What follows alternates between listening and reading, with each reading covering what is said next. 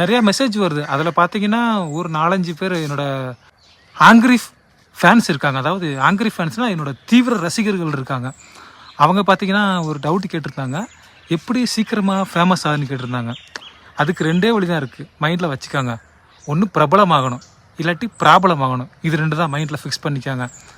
பிரபலம் மாதிரி நல்லா செஞ்சு பிரபலமாகணும். அதை ஆல்ரெடி நிறைய பேர் நல்லா செஞ்சுட்டாங்க. இப்போ நீங்கள் பண்ணாலும் 10ஓட 1 11 இல்லை, 10 லட்சத்தோட 1 10 லட்சத்துக்கு 1 தான் இருப்பீங்க. அதனால் நம்ம ரொம்ப வெளியெலாம் தெரிஞ்சிட முடியாது. அதனால் நம்ம எப்போயுமே செகண்ட் ஆப்ஷனாக சூஸ் பண்ணணும். அது என்ன ஆப்ஷன்னு உட்காந்து சூஸ் பண்ணி அது போட்டால் தான் அது நடக்கும். ஆனால் ஒன்று, நீங்கள் நல்ல வீடியோ போட்டாலும் சரி, எப்படி போட்டாலும் சரி, நல்ல வீடியோ போட்டாலும் சரி, உங்களை அசிங்கப்படுத்துவாங்க, ரொம்ப கேவலப்படுத்துவாங்க. இன்றைக்கி கூட போட்டிருந்தாங்க, ஒருத்தவங்க யூடியூப்பில் போட்டிருந்தாங்க, எவனோ ஒருத்தன் பேடாக கமெண்ட் போட்டிருக்கான், அதை எடுத்து அட்டாச் பண்ணி என்னோடய வீடியோவை போட்டிருக்காங்க. அதை போட்டு கீழே உட்காந்து அவங்க ஃபேஸை போட்டு சிரிக்கிறாங்க. அதில் ஃபேர் யூசேஜ் பாலிசின்னு போட்டிருக்காங்க. பட் ஆனால் அது ரொம்ப ஒரு மாதிரி மட்டப்படுத்துகிறாங்க. அதில் ஃபேர் யூசேஜ் பாலிசி. ஆமாம், சரி ஓகே பண்ணிட்டு போகிறாங்க.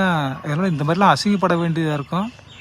ரொம்ப மன உறுதி வேணும். மன உறுதி இல்லை, மனசை உடச்சிருப்பாங்க ஆல்ரெடி. அது எப்படி சொல்கிறதில்ல, ஒரு மானங்கிட்ட மனசு வேணும்னு வச்சுக்காங்களே, அப்படியே சகிச்சுக்கிட்டு போக வேண்டியதை கண்டுக்காம போக வேண்டியதான். இப்படி தான் இருக்கணும். இதெல்லாம் ரெடினா நீங்கள் டக்குன்னு நான் சொன்ன மாதிரி 2வது வழியில் ஏதோ ஒன்று ஸ்கெட்ச் போட்டு ஃபேமஸ் ஆகிருக்குங்க. இதுதான்.